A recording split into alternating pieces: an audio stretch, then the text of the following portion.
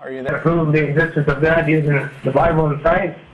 Okay. Now you know ahead of time that we don't believe anything in the Bible is particularly reliable. So if you prove something using the Bible, that might be convincing to you and your fellow Christians, but it won't mean a thing to us, right? You know that.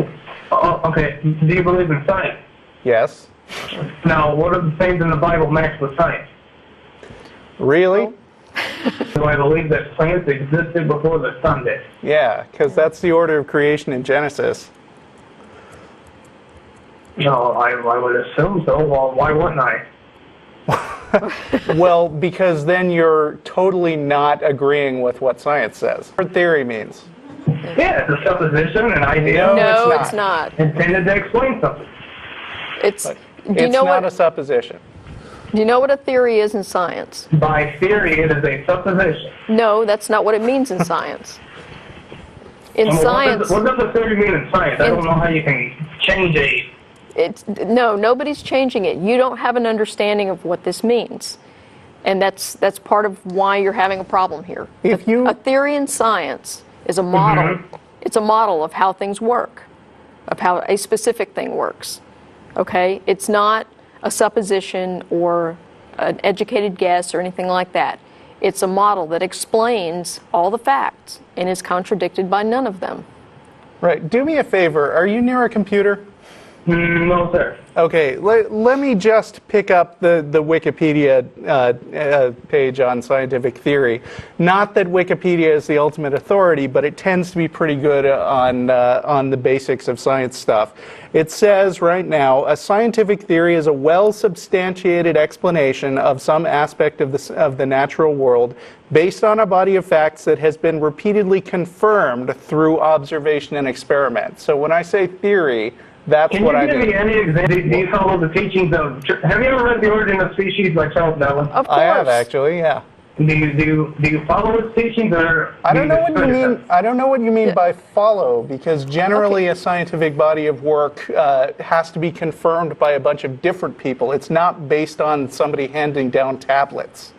Well, and you do know that since Charles Darwin wrote The Origin of Species, we've had a lot more information come to light, in particular genetics. You realize that, right? Right. I wasn't aware of that. So. There's a lot of stuff that Darwin thought in The Origin of Species, like he did... I can't hear you, I'm sorry. We're echoing? Yeah, that's fine. Okay.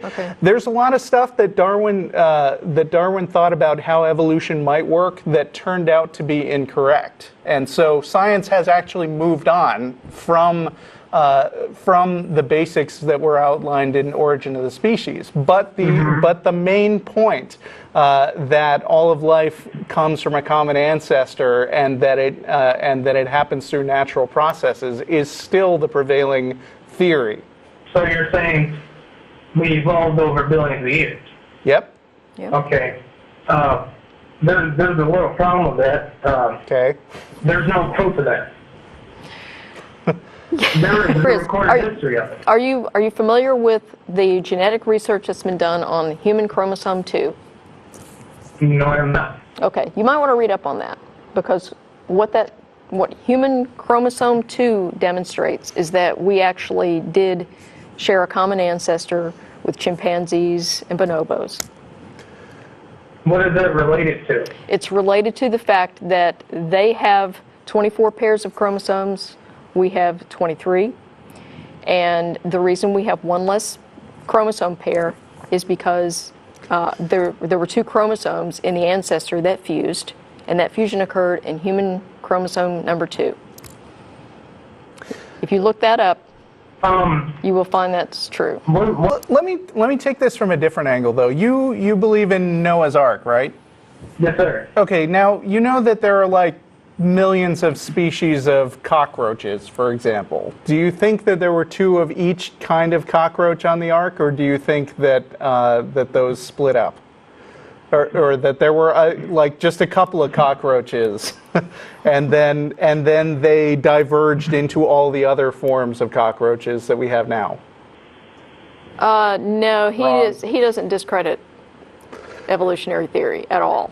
Look, there are way more than 17,000 species of mammals and birds. But assuming that's correct. Okay. Just for the sake of argument, assuming that there were only 17,000 pairs or whatever. He's right. But let's entertain that for just a second. As a conservative number, let's say he's right. Do you think 17,000 animals could have fit on the ark? Why couldn't it? Because there's not enough room. Well, they were on there for a year, right? I mean, there were just 8 people shoveling their poop overboard. Yeah. So this ark could have been over 550 feet long, and you're telling me for 17,000 species. Yeah. I mean, 550 feet long is not that big. But you got to look at the time it was in. Yeah. Yeah, so? Yeah, which is all the more reason to think they didn't have better poop shoveling technology than they've got now for 8 people to man. Well, not only that, but you know that a wooden ship of 500 and something feet in length would not have been seaworthy. You know that, right?